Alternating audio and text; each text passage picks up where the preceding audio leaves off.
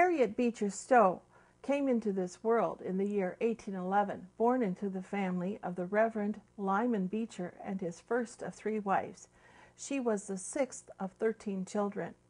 Lyman Beecher first trained as a blacksmith, which was his father's trade, in New England. He then attended Yale College, studying for the ministry. Following graduation, he accepted his first pastorate in Litchfield, after which his fame grew quickly as the result of a series of 6 sermons on the subject of temperance. While serving at his second post in Boston, Dr. Beecher was invited to be the first president of the new Lane Theological and Literary Seminary in Cincinnati, Ohio, whose goal was to win the West for Protestantism. Dr. Beecher was known to be generous to a fault and at the same time as an eccentric individual. In a book of Harriet Beecher Stowe works published in 1858, the introduction gives a brief account of her life. It's titled, "An Account of Mrs. Beecher Stowe and Her Family by an Alabama Man." This man tells of the first time he heard Lyman Beecher preach, before which, during the prayers he prayed, "And, O Lord, grant that we may not despise our rulers, and grant that they might not act so that we can't help it." The Alabama Man relates that despite his poor first impression, in which the famous Reverend arrived late for the service, dropped his papers out of his hat onto the floor, after praying this shocking prayer, delivered a message of great beauty and power. When Harriet was 13, she was sent to attend her sister Catherine's female school, and 1 year later was already teaching a class.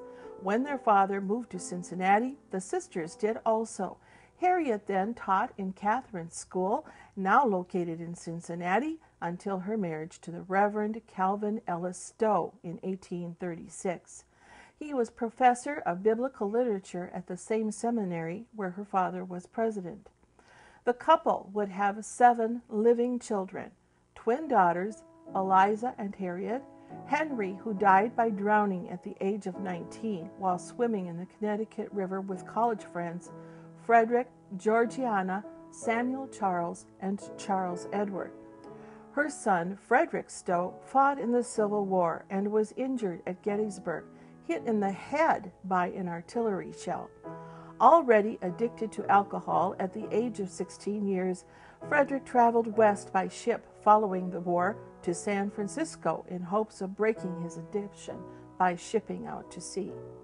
He disappeared before boarding any ship and was never heard from again. For the remainder of her life, Harriet never gave up hope of finding her son. She would check the mail daily for any communication about him, and even embraced a man on the street, thinking it was her lost son. In 1833, at the Abolition Convention in Philadelphia, the address given by Mr. Arthur Tappan, the convention's president and one of Lane's seminary's most generous donors, was forwarded to the school. For 18 consecutive nights in 1834, the students debated slavery, and many adopted the cause of abolition. Dr. Beecher, Harriet's father, opposed what he considered a radical cause and refused to offer classes to former slaves. In response, a group of students came to be known as Lane's Rebels walked out. The event is considered one of the instigators of the war between the states. Angry slaveholders traveled across the border from Kentucky into Ohio, onto the seminary, and violence followed. Cincinnati was a hotbed of controversy before the Civil War and part of the Underground Railroad direct route to Canada, in which Harriet and Calvin participated. 3 times bloody riots broke out in Cincinnati over the issue of slavery. In 1849, now 37 years old, Harriet was the mother of 6 young children. After spending nearly a year away from her family due to exhaustion and depression, she was quickly returning to the same disposition, as now her husband Calvin was away recuperating from illness. It lasted 15 months. In a letter Harriet wrote on July 4th of that year to her husband, she encouraged him not to return home because of the raging cholera epidemic. Harriet gives the statistic that on the day previous to her letter, 120 burials had been performed. Only 22 days later, on July 26th, she wrote a final report to Calvin about their youngest child, who they affectionately had called Charlie, because at only 18 months of age, he had died of this terrible disease. Calvin Stowe returned to Cincinnati and, after teaching at the seminary for 17 years, sought out a new position. He accepted a professorship at Bowdoin College in Maine. It was here, following the passage of the Fugitive Slave Law, that Harriet wrote Uncle Tom's Cabin, which set her name firmly in the history of the United States of America, at an esteem that no other in her family of prominent Americans ever matched.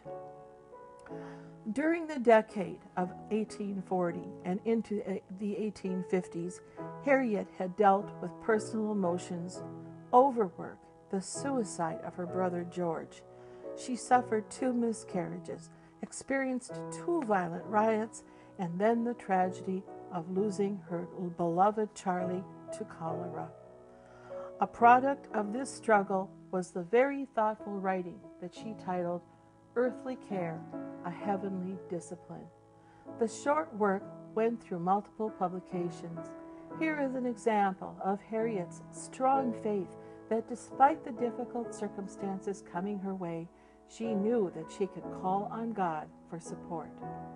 In it, Harriet responds to 2 questions.